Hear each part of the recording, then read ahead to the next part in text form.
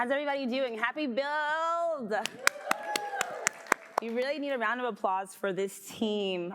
B&H is, I was just telling someone in the elevator who didn't ask me, but I figured why not, about how me and B&H have what feels like a 15-year kind of like relationship, if you will. So I'm a native New Yorker. Any native New Yorkers in the house? Was it Queens, Brooklyn, Harlem, Bronx, Staten Island? Did I miss anybody? Jersey. Queens. So yes, native New Yorker here, born and raised in Harlem, New York. I went to school, Upper West Side, the Bronx, all the way to the Bronx. Last stop on the 1 train. Don't recommend, but great education. And through the power of financial aid and just like visibility, that school gave me the chance to explore photography. So I'd find myself at B&H with my mom and my photography equipment list. I had a teacher from Kansas City named Miss Karen Johnson, who I always loved to big up because she was a true advocate and enthusiast for photography in the technical form and truly like traditional form, if you will. No shade. But the film industry obviously is one that ebbs and flows, and she made us all learn black and white film photography development darkroom for the 4 years of high school. So that's my first time stepping in a B&H space ever, and this is my first time giving a presentation as a Sony user. So recently made the switch, and if anyone saw their A12 campaign, I was so lucky and privileged enough to be one of the featured photographers along with some really amazing peers who are here today. So I'm excited to kind of kick off my first Sony presentation, sharing a little bit of test shots I've taken on their new flagship camera, the A12. And I'm not sure if anyone here is a Sony user. Do we got some? Yeah? Okay, in the front, of course, as we would be. But I am, fresh off of using one of the new lenses I've been trying out, which is a 16-25 f2.8. I got to work in Vegas this weekend. It was literally 110 degrees, photographing some young basketball players. It was really awesome for like WNBA kind of clinic work. And so yeah, just kind of like the theme of temp checking and thermal checking is something that I've been really interested in focusing on. Obviously switching systems, like you're changing and you're trying new things. And I kept thinking, dang, like Build has so many great stages. What can I bring to people that will be maybe different, memorable? Like I want people to stay for the whole 45 minutes if they feel so inclined. So I thought something that would be interesting is talking about one of my other kind of hidden talents, which is figure skating. So what we're gonna do here is start off with just, a simple temp check, right? Culturally, what are some ways that we have learned the differences between cool and warm and hot and cold, right? And why does that actually matter?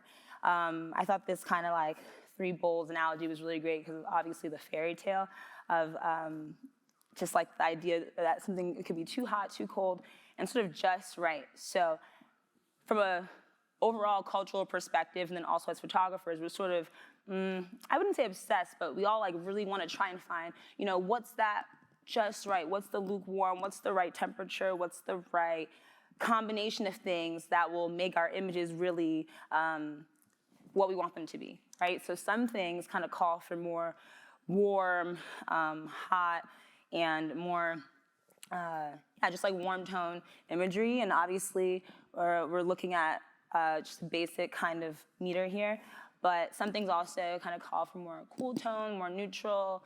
We have different kinds of words like tungsten and iridescent and fluorescent for a reason. So just from a photography perspective, this is something that we're all familiar with. And kind of fun fact for bonus points, does anyone know where the name Kelvin comes from? Lord Kelvin. Who's this guy? Stand up. That's it?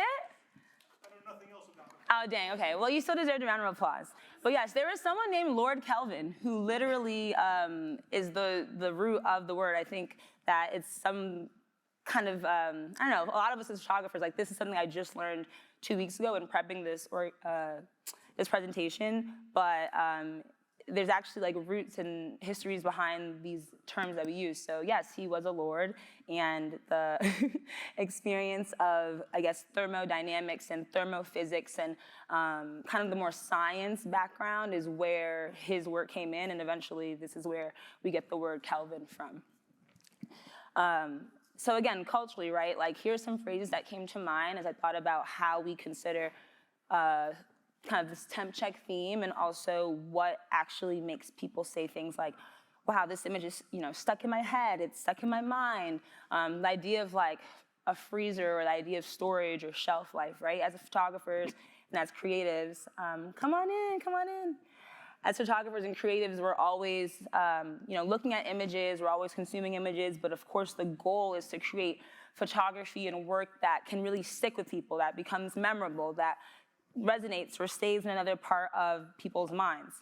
So I figured, why not kind of use this opportunity to go down the alpha universe, as Sony calls it, and look at some images that I thought were not only sort of warm tone in the sense of, you know, there's a bit of underwater photography here and kind of like playing with the idea of, you know, cool and warm, but also cool tone, and kind of looking at some more like Frozen-esque or cool tone-esque images. So again, using some sending out alpha universe images, let's refresh what it is about visual images and visual imagery that makes an image really freeze in our mind. And the title of the presentation is Cold Takes for Hot Shots. A cold take, unlike a hot take, is sort of a opinion that most people accept or that's widely known. And a hot shot is obviously kind of double entendre here, but just the idea of a great photo, and then sometimes also used as someone who's, you know, popular or widely known. So here's one hot shot I wanted to start with. This is an image of Surya Bonali. Okay, everyone just got brighter because the screen got brighter. I couldn't see anybody until this point. So I don't know if you can see the bottom left, but frozen hot. Again, I'm really into like the puns and the play on the words here. This move that she's doing is a backflip, and it defied competition rules. The skater actually became cemented in athletic history. So she was a French skater, kind of known for obviously breaking many like racial barriers. In the 80s, there wasn't a lot of representation in the sport, and she felt like she wasn't getting fair treatment as a skater. So it's kind of unpopular opinion, but at this moment, she decided, well, I want to do something that defies kind of history. I want to kind of break the mold, and she went ahead and did a backflip at the Olympics, which was an illegal move. But I thought that it was an interesting way to kind of intro this, because the way that we consider, again, images that stick in our minds. I'm going to fan myself, it's kind of hot. Images that stick in our minds and things that make us remember things. This storytelling, this message, what she represented is something that in the skating community and also in the overall athletic community has really, you know, solidified and inspired so many people. I got to meet her as a kid skater, and it's one of those things that, you know, you always remember meeting like an idol or someone you look up to. And again, with photography and with this kind of presentation, I'm hoping to show different images that, again, do that same thing, right? Create moments, create stories, create opportunities for us to remember. Kind of switching back to the more cool tone theme of this, obviously underwater imagery is something that a lot of us know and love.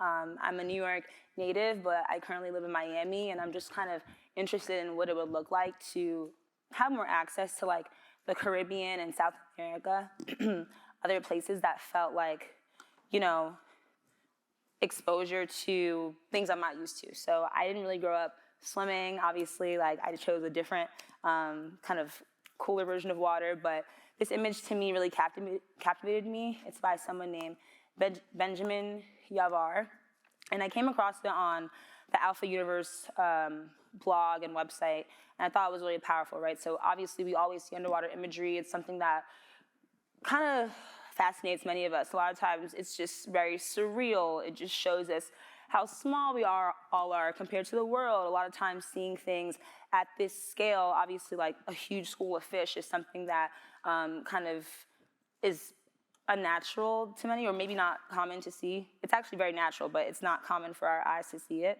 So here was one example that I wanted to start from, again, with the idea of hot shots and cool takes. Hot shots and cool takes. The overall sentiment is like, okay, we can all agree this is a really cool image. It's pretty obvious that it shows the elements of photography we all love. The shutter speed's amazing. The lighting is really cool. We see the scale. We see someone swimming. It's pretty obvious.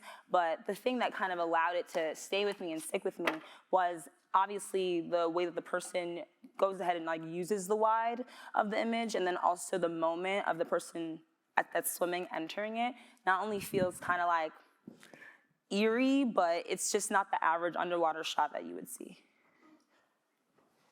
We process great images constantly, and again, what makes a visual stick? So these first images that we've shown, the bottom is a slightly different version, reminded me of a few kind of thoughts I went down while doing some research. So there's actually like science behind why images stay in our brains, and there's different terms like the hippocampus and the amygdala. These are actually like places where our minds store images, and it's because of an emotional response that we get, right? So an image of someone crying at a conference because they're so moved by the photography, or an image of someone running to make their call time because they're late, like me, can resonate with us in different ways because we might reside, or it might be relatable in a more emotional sense versus just an image of someone maybe in the crowd or an audience, or an image of someone waiting in line. So a lot of times with my imagery and with the way I approach photography, trying to attach images and beautiful moments to things that feel more humanesque or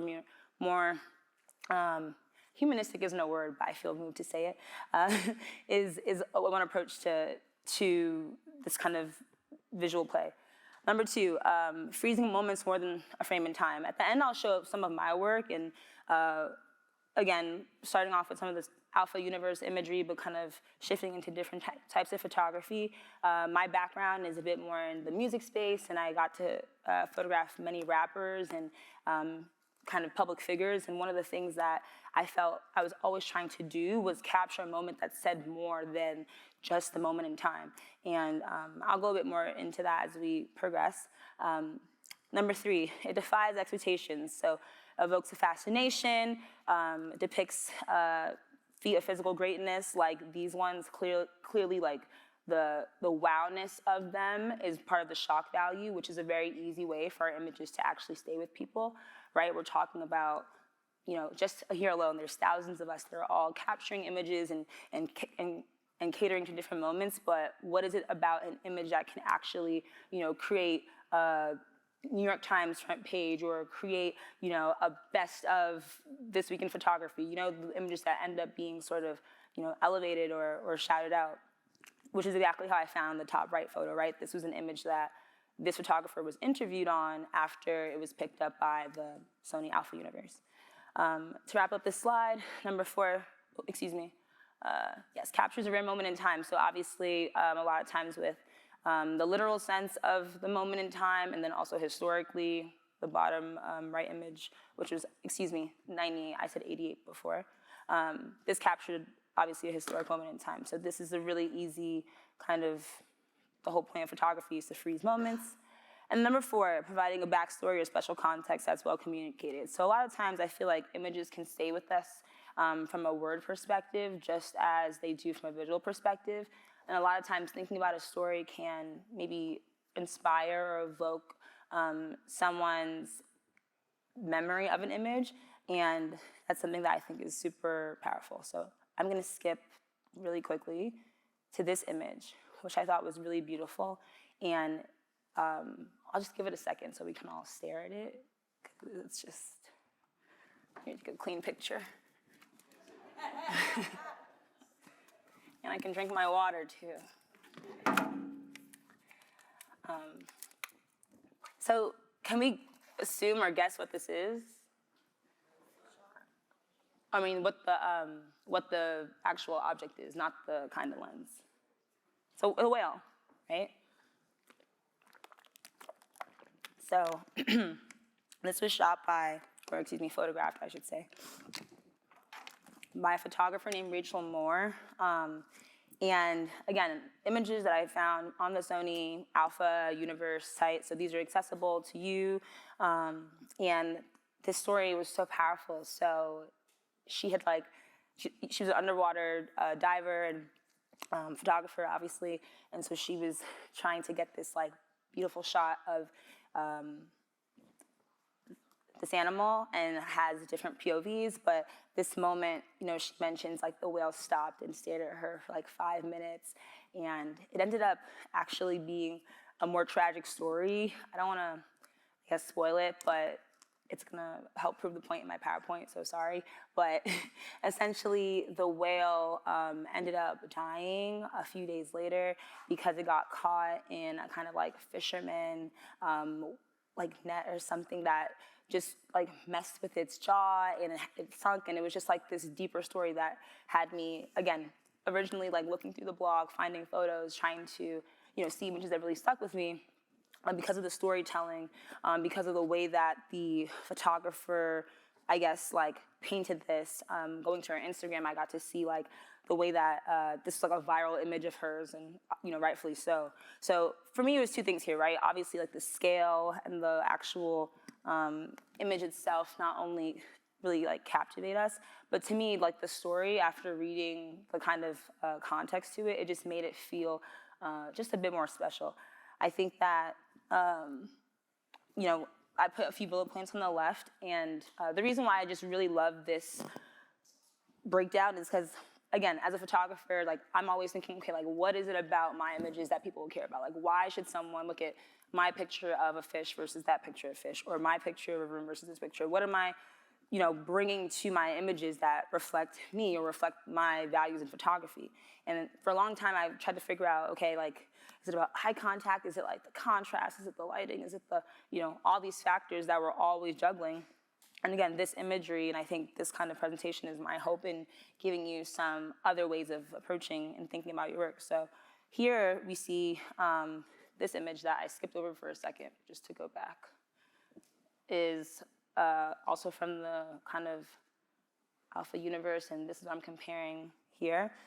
Again, underwater, sort of this moment where I feel the timing, the shutter speed, the approach to this creative assignment, of all ways you could capture someone swimming or cloth. I just thought it was a very beautiful take, almost ghostly, sort of this angelic aura, something that just felt, it would resonate with me beyond just a cool picture, because it touched a different part of my memory.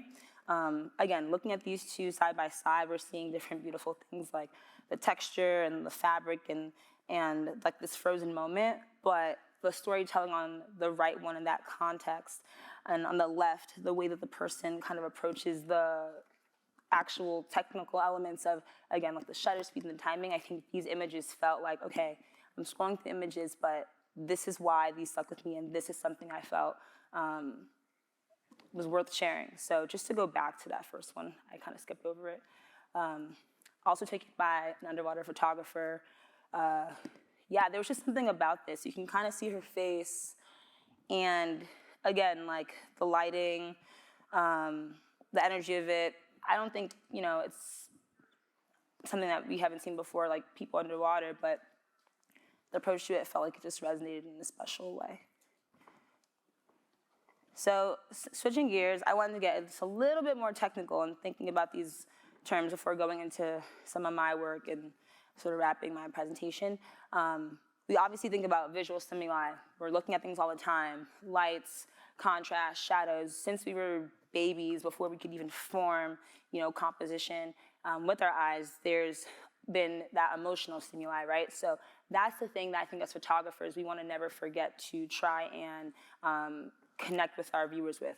There are things that, as humans, we can all relate to, and I think sometimes, I don't know, people are afraid to kind of go there, and of course, it's a reflection of what kind of photography you do. I mean, if you like landscapes, you may not get the same moody energy from, I don't know, a picture of an ocean versus a person versus, I don't know, a sports athlete or something like that. But I still think there's this kind of human truth and this commonality between the way that people relate to each other, the way that people relate to work, which is exactly what I feel we need to remember. So again, the sense of humanity, right? Sense of spirituality, individuality, energy, all these kind of like bigger, maybe philosophical concepts. These are the things that are behind an image. These are the things that make photos feel more resonant. And even though it's not plastered in, 12-point font somewhere in a PowerPoint, this is the way that we can think about our work and approach it that actually creates almost a runway for the visual stimuli as well, because we're always feeling things, right, before we're seeing things. Again, that idea that our brain actually does have this place where it stores these images and where images go from, okay, visual stimuli to emotional response to storage. And when we see images, right, like being up here, I'm not triggered, but like my mind has felt this scene before, has imagined this before. And the way that we approach, I think, life sometimes, like we underestimate how much resonance we can have with each other by capturing everyday scenes or capturing everyday events in ways that other people actually love because they relate to them, right? That's why I feel we love street photography so much, or documentary photography. A lot of times there are things that we have seen, but because they go into that emotionalness and hit a different chord, it's usually why they're remembered kind of more better. The last one here, sorry, going back. Oh, I kind of just said it again. The way that our brains store images, make us feel, these are all connected. So I hope to just kind of break these down into 3 or 4 tiers, nothing too much, but just words that are worth kind of thinking about as you go into this day, as you go to different speakers, as you meet other photographers, as you consider what makes work actually stick with you and how you think about photography. Remember that these are the ways that your body and your brain kind of already are processing and will continue to. So again, I photograph rappers and musicians. A lot of times these guys are not the most open, or maybe they are having a bad day and different things happen. So this was on set in Queens. I was working with Lil Uzi Vert, who I don't know if anyone's a fan, but very interesting guy. Yeah, kind of cult following, like a bunch of high schoolers who were like emo and like edgy, and he pretty much walked around with his head down the whole time. Like, I'm not being dramatic. Like, it was like this kind of like this, and like, and that was like his lore. Like, that was like his thing. And so for me, obviously, like, I had to get a bit creative with, okay, well, how can I capture his face without violating, the set or the space? And I really appreciated this image while looking through some of my work because, again, we're thinking about this warm tone, cool tone, but we're also thinking about the things that we just learned, right, which is like this, the stimuli, these emotions. One really easy way that I think, again, is a cold take, which we may all know, but again, not here to reinvent the wheel, but just give you more ways to think about things that you may already do. That diffuse light and the vibrant color combination, from that technical standpoint, I really feel like is one of the reasons why this image really resonated. So this ended up being like one of the photos that he used to promote, or that his label used to promote this single, and it was super cool because it was like placed in different places, like outside, so I got to see like the scale of it. And I think that's something about, again, this combination of the emotion, the person, the warm, the cool. Even actually the blazer he's wearing, I didn't realize, has that red and blue kind of energy. It just made the image stick with me, and it became a select of mine. So yeah, at the time, I think he had, I don't know if anyone heard, he had like this diamond, like this guy paid a lot of money to have like a huge diamond imprinted on his forehead. And again, like with the storytelling of images, the kind of backstory I gave you, and then even just knowing that, like, that's something I'll never forget. So I think this was a moment where it had either just been removed, which is crazy to say, or it was in there. I can't tell. Maybe it's a piercing in the place of it. So here's an image of an artist named Blue Vandross, who is a rapper. And I love his image. It was a press shoot for singles, and he has like this southern drawl, and he's like this, super, young rapper.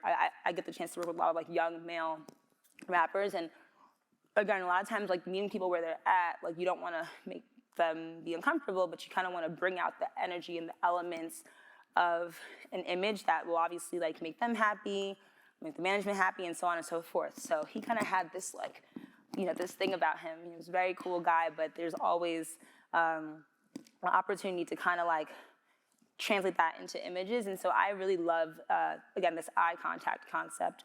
In the bottom right, left, it says intense eye contact and attitude. So a lot of times with my subjects, I'll, really focus on having them sort of like look down, like slightly put their eyes up. Or I love having people kind of like turn their faces and asking them to give me eye contact from here, or the other way around.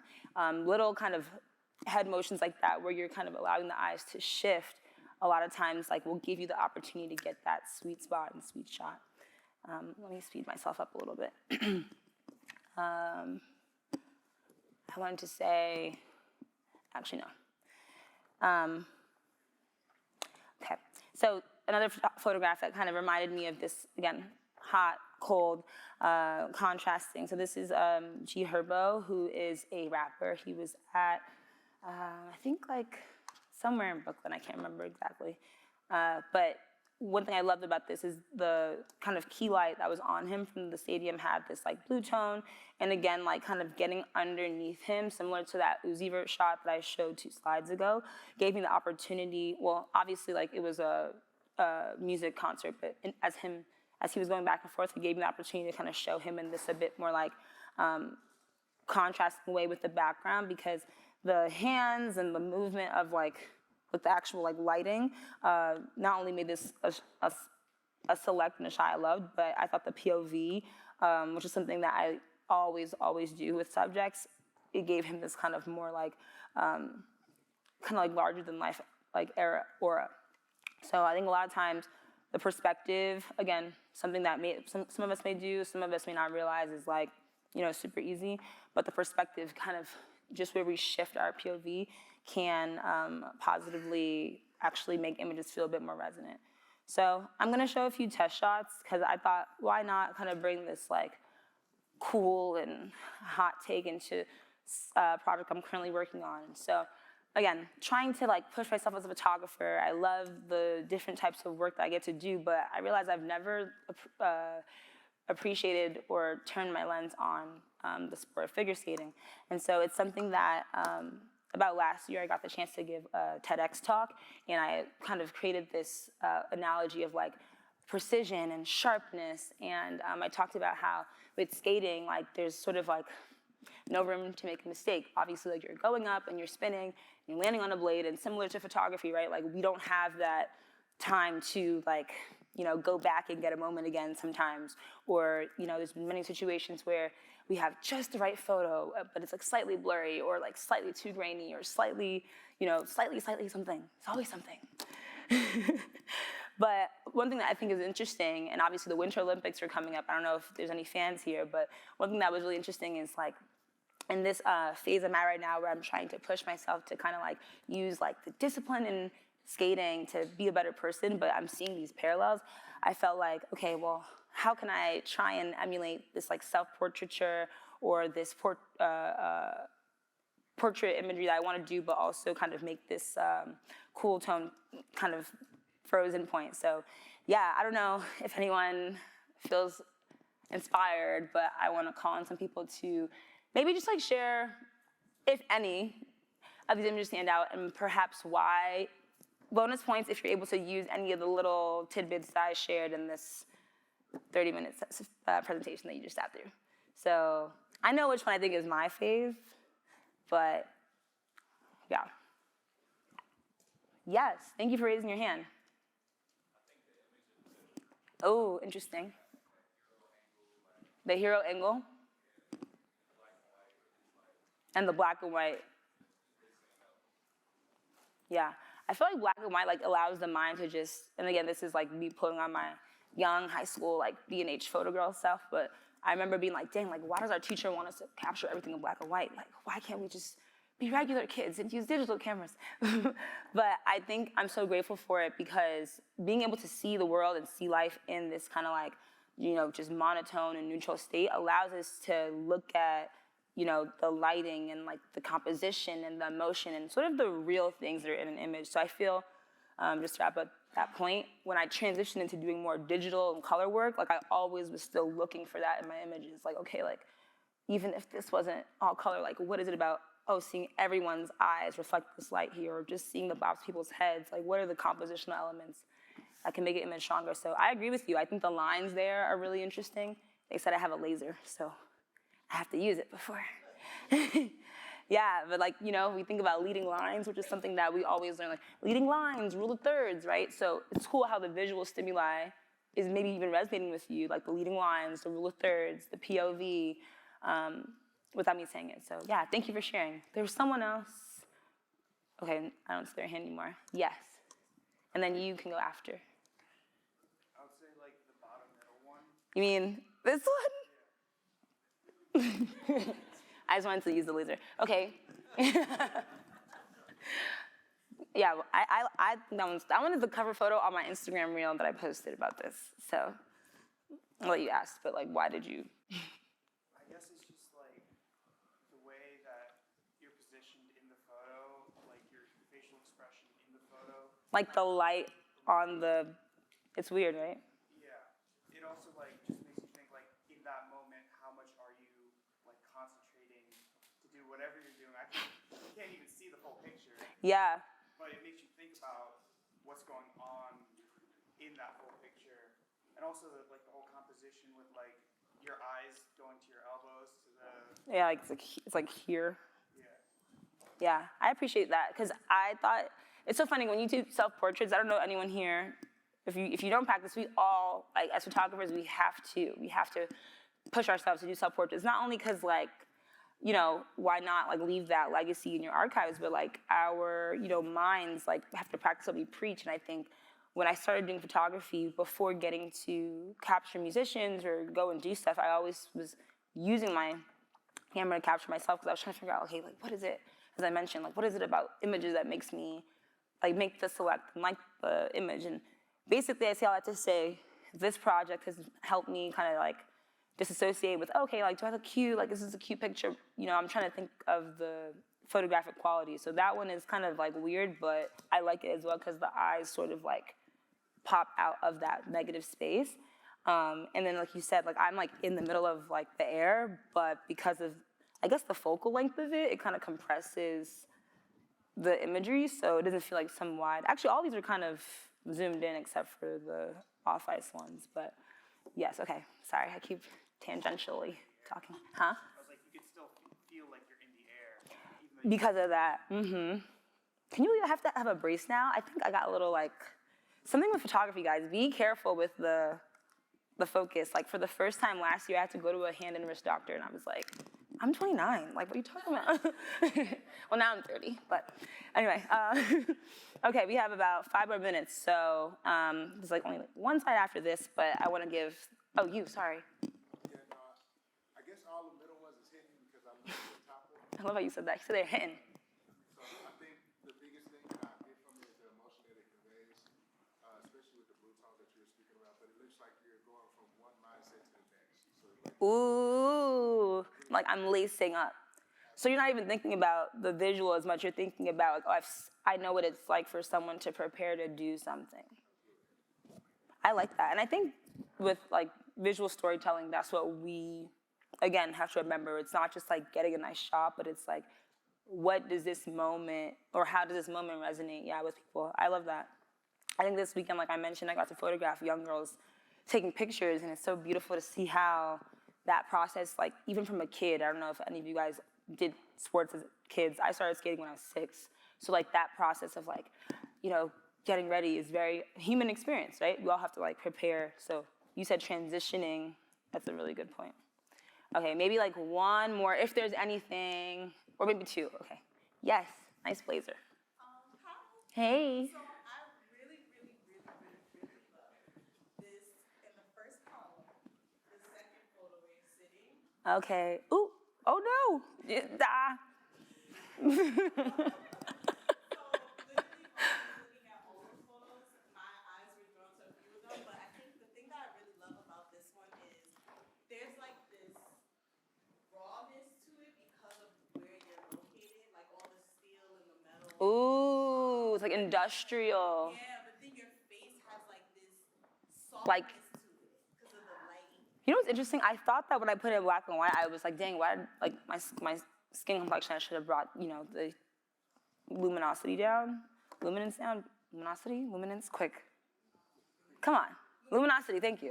Y'all should have all said that unanimously. Luminosity down, but you're saying it doesn't, well, you were saying something about the face, and I was... Yeah, like when I was initially looking at it, I was kind of drawn to like the more darker tones in the image, but then something about your face stood out, and even like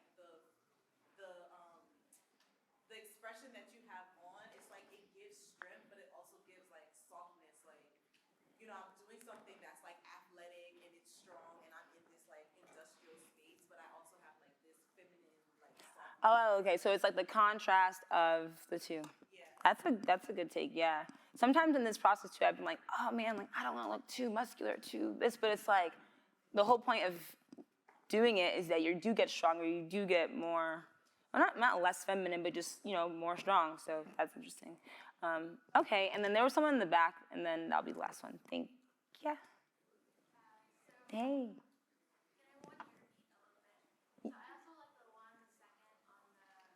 You're supposed to say one that we haven't said yet. But go ahead. Sorry. No.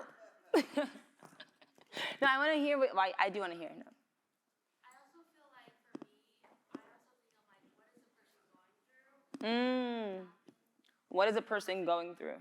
Yeah. And how long they got there, and what was their story.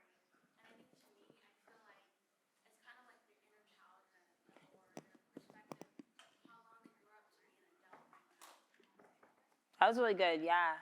Thank you for saying that. I'm definitely, like, you know, in a year, we'll all meet back here, and I'll tell you guys what I'm working on, so you'll be like, why was she showing us figure skating pictures of her? But there is a master method plan to the madness, and it is interesting, because going back to the inner child, right, is, again, with, I keep saying it, but, like, the B&H kind of full circleness of it is, like, at some point, you know, we can take all the pictures we want. We can turn that beeper off. Thank you.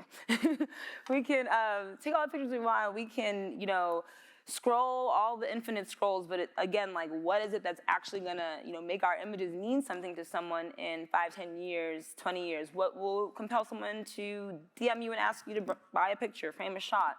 You know, what will get that image shared a few more times or screenshotted and saved? And again, it happens automatically. We already know what it's like to like an image, save it, remember it. But these are just some of the kind of, yeah, ways that I appreciate you guys thinking about it. So just to conclude everything, here's some, yeah, kind of takeaways I thought about. So taking advantage of opportunities that we do have to pause time. Like, I don't know about you guys, but like, remember in The Incredibles when Frozone like could create ice? Like, I kind of feel like we really are superheroes. Things do not happen again. We're not all gonna be gathered in this space for the next 2 days. You know, the summer's coming, it goes and it comes back again. But as a photographer, we really do have that ability to resonate with people and to inspire people in our work, right? And that's why we're here, to get better, to learn how to do that quicker, faster, more efficiently. Working with like a high-speed camera versus, I don't know, 5 years ago, having a different camera capabilities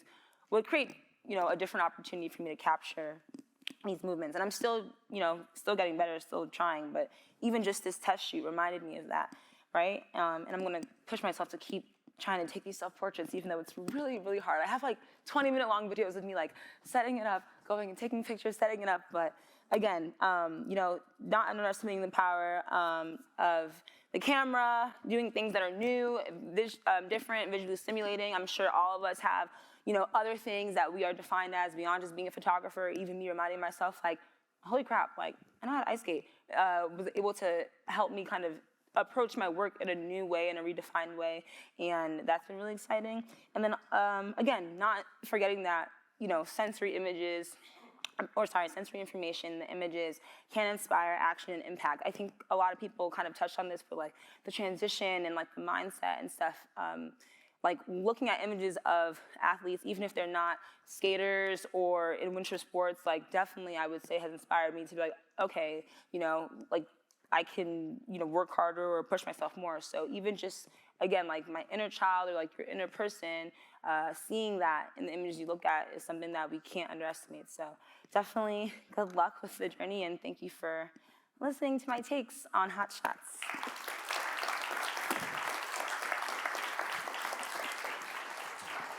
I didn't drink any of my water. All right. Oh, is that a question? You have some time for some Q&A. Does my anyone have a bad. question? You can raise your hand. Just a couple minutes. Any questions? Okay, one back here. Hi, I'm Erin. I just wanted to say that I did wander in here a little afterward, after some, like, a presentation ended, but I was really taken by, even though this is a photography stage, how much your images, even, like, and to think that they were self-portraits, really feel like they're storyboards, you know? Especially the way that you set it up. Every single image almost felt like it was taken from a video.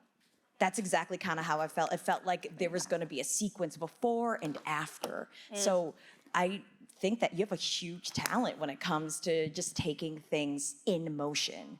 Like me and my videographer friend were just talking about. Oh, you're a video person? No, I'm a photographer, but me Okay. and my videographer friend were just talking about, because we have despite the fact that we're both in similar fields, how distinct they can be.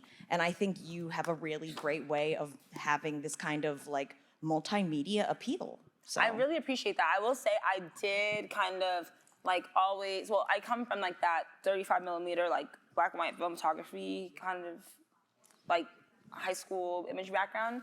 And then my start in photography professionally was through taking stills for BTS for musicians. So that's kind of crazy to say that. And specifically, Cardi B was like the person that I got to work with for like 6 years. So like literally like that's kind of crazy that you drew that analogy. But yeah, there's something about like the still or like you said multimedia stills that, yeah, I guess I needed to hear that. So thank you so much. One or two more questions. We have one up front. Mike's coming. And what was your name again? Erin. Thanks, Erin. Hey. Separate out the professional eye from like the amateur eye, the hobbyist eye, and especially since you have now a very bold, high profile, right? You have numerous institutions backing you up in your photography. How do you separate out? Institutions, banking. Like New York Times and so on and so forth. You have clients who are who keep a strong profile. Can you separate out the professional eye versus the hobbyist eye in your decision making from minute to minute? Yeah, Second. yeah. Well, I think to start with, if you believe in multifaceticity, I don't know, but clearly, like, you mentioned New York Times, so I'll just say that, like, even the editors, everyone goes home and, lives their life. So I think my approach to photography, because I always knew that I always knew I got empowered by being myself. I feel like I never turned that off, right? And so even in this 45 minutes that you spent seeing me like here, like I'm pretty sure it kind of shows up everywhere. But at the end of the day, like we get hired to do good work and to create, sharp, clean images at a certain time when people need it. And so I think the more that we actually, and people say, embrace our hobbies, like capture things just for us, the more that we kind of like allow our soul, right, to like kind of stay on that like, sustainability plane where we can just like not hate our jobs or hate our work, which honestly, that's why I went back to figure skating, because I was starting to get really stifled by, can you capture this person? Can you do this thing? And I guess at a certain point, I was like, well, how many people can I capture? Like, is it gonna matter, right? So to wrap this up, I feel like, yes, the professional me is always like reminding myself, okay, and to be honest, I fumble things here and there, but I'm always reminding myself, hey, like, the part of your brain that is needing to be activated when you're working doesn't have to be who you are all the time, So if we're able to, I think just believe in that and like honor that we are humans in that way, I feel like we'll naturally kind of like do the thing that we're supposed to do, whether that's like going back to passion projects or, going into different work projects and so on and so forth. So I hope I answered your question, kind of. Okay, we have one What? more up here. Oh, sorry. He had a follow. Is that a small follow-up? It's just a small follow-up. Yeah, sorry. I'll be quick. Sorry. You said what's the best way? Yeah, definitely. Yeah, I mean, literally all the people that we know and love, you know, whether it's like photography or music or sports, like it's unlikely that you're not trying to figure out who that person, you know, really is or what, you know, you look further into the person. I think that's why, you know, ultimately we like working with people or we like people around. People aren't hiring you. This is my philosophy, again, just my take, but people aren't just hiring you because you take good pictures. A lot of times, like, you know, you have to be obviously tolerable. You have to be on time. You have to be the basic things. But yeah, the better, just like in life, the better we can do anything. So that's my take. But also, like, catch me at 31. I might change my mind. Hey. So my name is Gerald, and I have a quick question. Talk about your transition from Canon to Sony, and just remind people. They pay you to say that. Who sent you? And talk about what encouraged your transition, and you know what held you back, and maybe who inspired you to make that change and transition as well. Totally. Well, good to see you. And this is one of the awesome like people who worked at B&H and worked at Bild Expo, and truly like even being able to answer this question is so funny because you were one of the people who would ask me like, oh, why don't you try Sony? Why don't you know, switch over? But honestly, you guys, I was afraid. Like I, you know, always talk about how photography was my plan B. So I, you know, when I first decided to do photo professionally or freelance, I had just finished college and I was like, man, like, I guess I'll capture musicians and give that a try. So I had a Canon 5D Mark III and, you know, got it from like eBay or Craigslist, whatever, just typical story. And then I think transitioning into using other bodies, having to learn other things. I mean, maybe it was a little bit of like fear, but also I guess I just didn't want to take a chance on myself maybe, or like giving myself the investment of, you know, like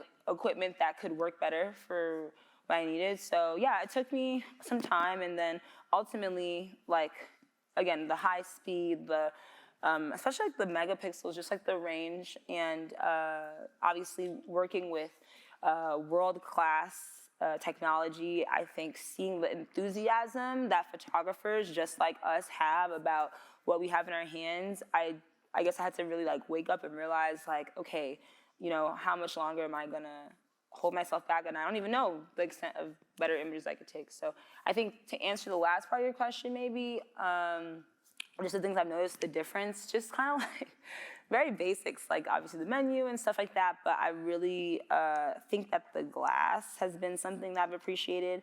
And I guess like the ergonomics of like, you know, I'm not only using like fancy schmancy like G Master lenses. I have enjoyed kind of like working with a sort of like, you know, 51.8 here and there, just like kind of, you know, not getting something super fancy, because I really do want to see like, you know, the range in lenses. But the glass has been really interesting. And then I mentioned some of the skating pictures too, but with that, like I shot a lot of those on a 24-70 2.8, but then also like a 70 to 200 f4 actually. And because of like the ISO being so insane and having such range, like obviously, you know, high speed f4, that's already like but I was really impressed to see how much I could push the ISO, and kind of like with the orange pens, and with the technology, like being able to still, you know, like I said, use like that